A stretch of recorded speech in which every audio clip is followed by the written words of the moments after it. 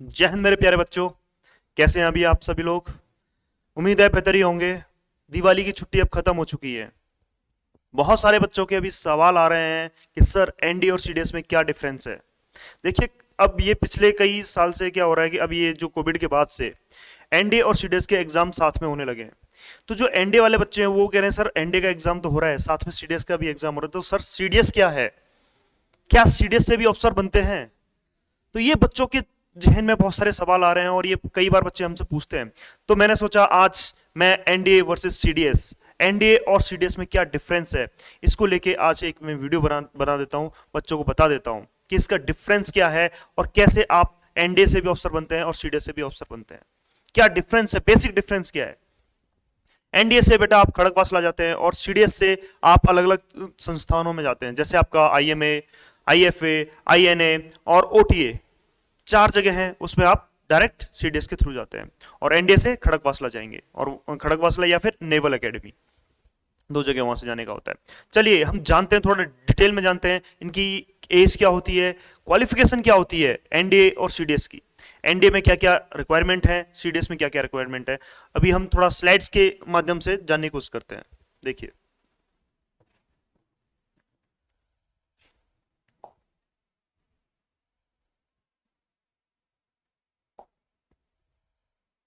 ये देखिए एनडीए और यहाँ आपके सीडीएस, दो हमने दे रखे हैं। जैसे कि हमने इसमें हमें पता है कि एनडीए की एज क्या होती है बेटा। एनडीए की एज 16.5 टू 19.5, जो कि आपकी ज्वाइनिंग डेट होती है। 16.5 टू 19.5 ये ज्वाइनिंग डेट है।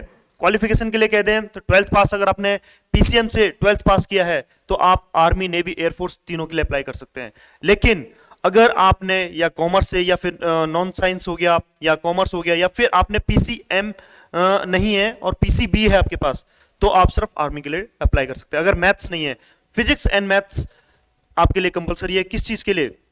आर्मी और एयरफोर्स और नेवी के लिए। आर्मी के लिए ये कंपलसरी नहीं है, बट उसे पढ़ना जरूरी है। Candidates 12th parts of physics, chemistry and mathematics is eligible for army only.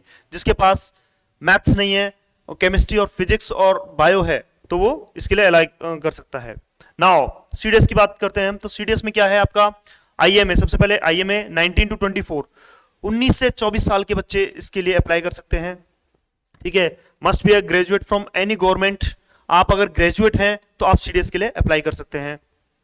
As फिर नेवल एकेडमी है 19 टू 22, ये नेवल एकेडमी के लिए कर सकते हैं, वहां जो मैंने बताया था आपको आईएनए के लिए।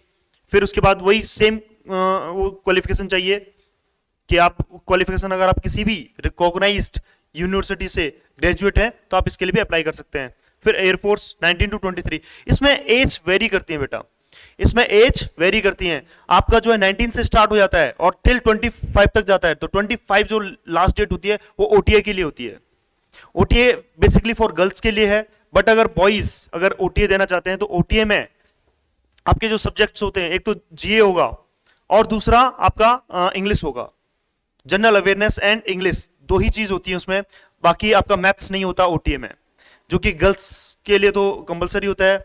बॉयज अगर चाहें तो ओटीए दे सकते हैं, अगर वो मैथ्स नहीं लेना चाहते तो ओटीए में जा सकते हैं। तो उसके लिए 25 तक है ऑफिसर ट्रेनिंग एकेडमी, ये 25 तक आप कर सकते हैं। अगर इससे रिलेटेड कुछ और कंफ्यूजन है बेटा तो आप नीचे दिए हुए नंबर पर कॉल करके हमसे पूछ सकते हैं। जय हिंद।